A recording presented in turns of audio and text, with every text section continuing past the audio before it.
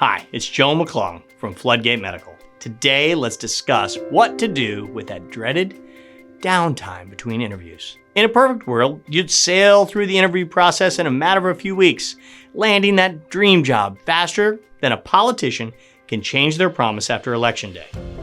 But that's a fairy tale for most. Let's face it, the interview process can drag on and on. And for those who are unemployed, that can be painful with so much on the line.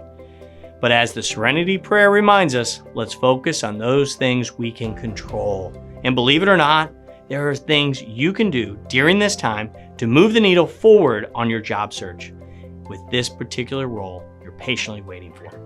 For starters, stay close to the recruiter. Ask them the hard questions that other candidates aren't asking. For example, is the next interview scheduled out 2 weeks because the manager isn't available to then? Or are they seeing other candidates in the meantime? Also, ask them what you could or should be doing during this downtime to really wow the hiring manager come interview time. Recruiters know their managers and can recommend specific things you can do to amp your game. But you have to ask. If you can get them on the phone, it's even better to ask them to shoot you straight so you know what you're up against. If it's simply a logistical issue or the manager being on vacation for a few weeks, awesome.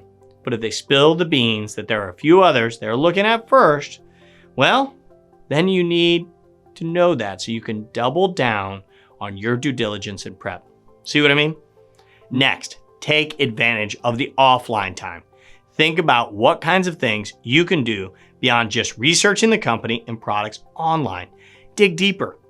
Can you stop into a facility that uses the products or leverage a relationship? We have someone who's a customer or maybe even a caregiver. Would a business plan or a competitive analysis make sense? This initiative is just the kind of thing that separates the good from the great. Lastly, find your cheerleader. Working on developing an internal champion at the company who might be helpful in influencing the hiring decision. Over 70% of jobs are filled by the way of an internal referral. So do the math. Do you know someone there? Make a friend. Seriously, reach out to someone at the company that shares a common interest, an alma mater, etc. Strike up a conversation. It can't hurt.